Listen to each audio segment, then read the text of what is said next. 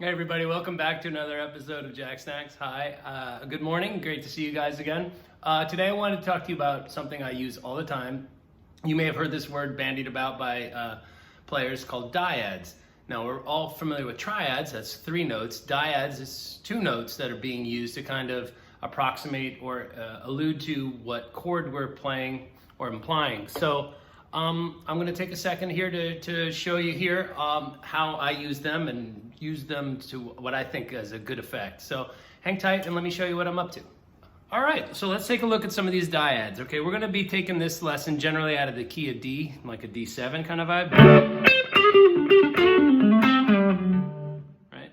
And the idea is that we're going to bring all of our knowledge about where the 1, 3, and 5 are on every string. We're going to have to know all of our chord tones, 1, 3, 5, flat 7.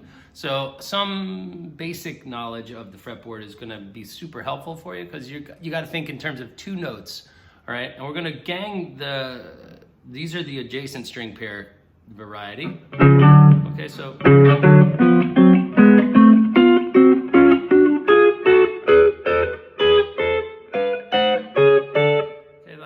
those are the primary candidates there. That's kind of more of an advanced joint. All right, so let's start at the low E and grab the 3rd on the A string. All right, we're going to come from the 9th and the 8th fret up. Okay, so we're coming in we're going into the root and to the 3rd. And this little approach tone thing is really helpful. We'll show how it works in a Stonesy context in about 10 seconds. Now we're going to come here, we're going to flip to that or this. You play it however you want. Okay, we're taking the flat 3 and coming up into the 3rd, the 6 and coming up into the 7. Now we're going to jump like that, okay, and we're going to have the ring finger on the 11th fret, A string, and the index on the 9th D, and we're going to come up 1 fret. Okay, so far we've got, and we come back a fret. At that point, we're playing an octave. We've actually done that before. We went. Okay.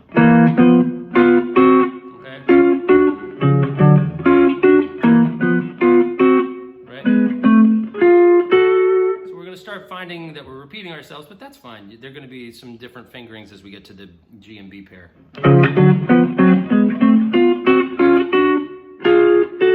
So that's flat 3 and flat 5.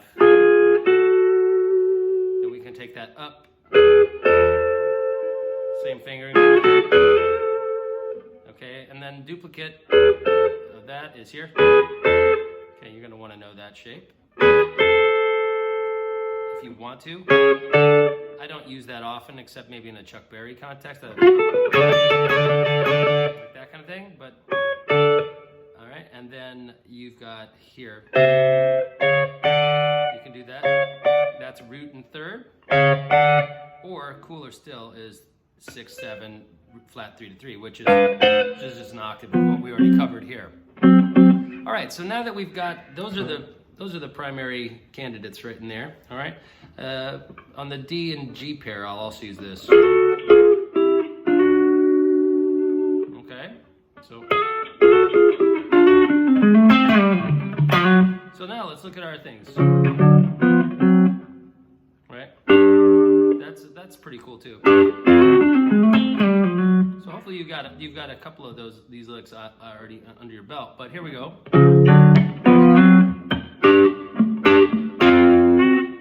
That whole lick at the end of "Can't You Hear Me Knocking."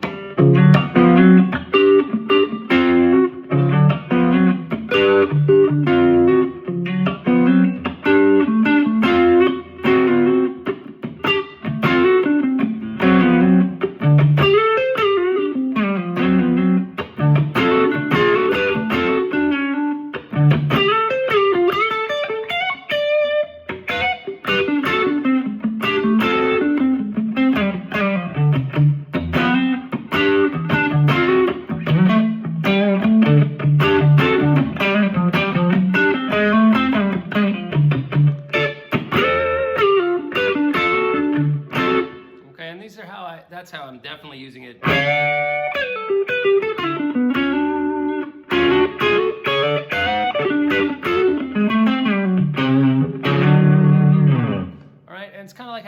built-in harmonizer, all right? You've got these nice little blue note, and all of them have an approach note attached to them, so it gets a really nice sound, okay? I mean, you can take it and make it more, less bluesy by not doing those approach tones. You could do more of a,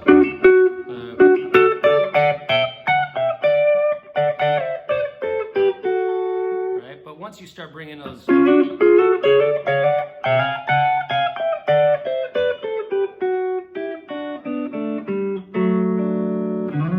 once you start bringing in the approach notes, that's when it starts to get a little bit more lyrical. All right? So, once again.